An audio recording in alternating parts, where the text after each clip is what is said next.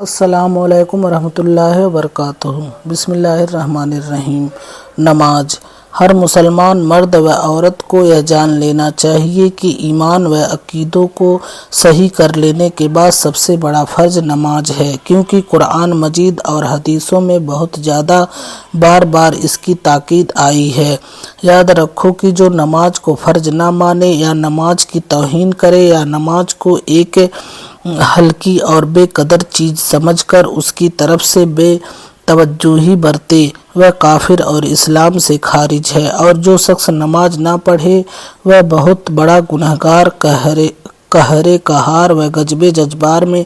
گرفتار اور عذاب جہنم کا حقدار ہے، اور وہ اس لائق ہے کہ بادشاہ اسلام پہلے اس کو تنبیہ و سزا دے، پھر وہ نماز نہ پڑھے تو اس کو قید کر دے، یہاں تک کہ توبہ کرے اور نماز پڑھنے لگے۔ شریعت کا یہ مسئلہ ہے کہ بچہ جب 7 برس کا ہو جائے تو اس کو نماز سکھا کر نماز پڑھنے کا حکم دیں، اور جب بچے کی عمر 10 برس کی ہو جائے تو مار کر اسے نماز پڑھوائیں۔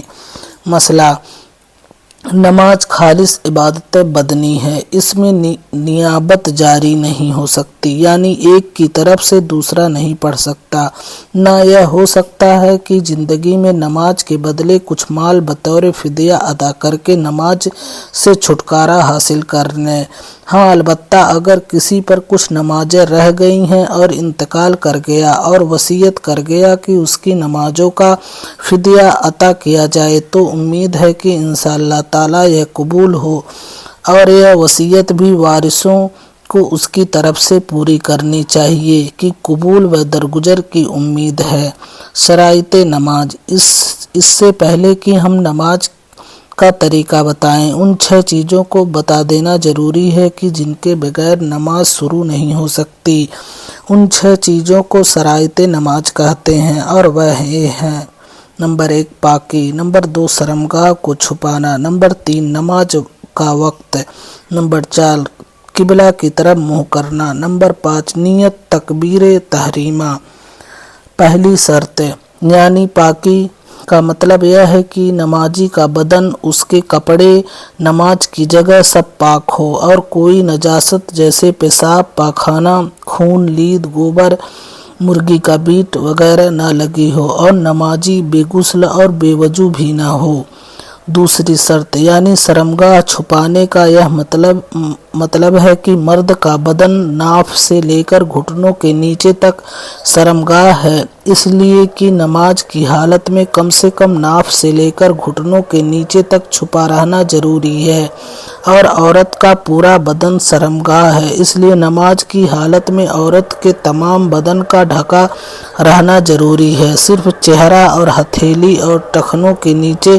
قدم کھلے رہنے کی اجازت ہے، ٹخنے کو بھی چھپا رہنا چاہیے۔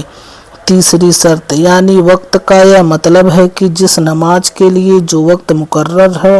وہ نماز اسی وقت میں پڑھی جائے۔ چوتھی شرط یعنی قبلہ کو منہ کرنا، اس کا مطلب ظاہر ہے کہ نماز میں خانہ کعبہ کی طرف اپنا چہرہ کریں۔ پانچویں شرط یعنی نیت کا یہ مطلب ہے کہ جس وقت کی جو نماز فرض یا واجب یا سنت یا نفل یا قضا پڑھنا ہو، دل میں اس کا پکا ارادہ کرنا کہ میں فلاں نماز پڑھ رہا ہوں، اور اگر دل میں ارادہ کے ساتھ زبان سے بھی کہہ لیں تو بہتر ہے۔ چھٹی شرط تکبیر تحریمہ یعنی اللہ اکبر کہنا، یہ نماز کی آخری شرط ہے کہ اس کے کہتے ہی نماز شروع ہو گئی۔ اب اگر نماز کے سوا دوسرا کوئی کام کیا یا کچھ بولا تو نماز ٹوٹ جائے گی۔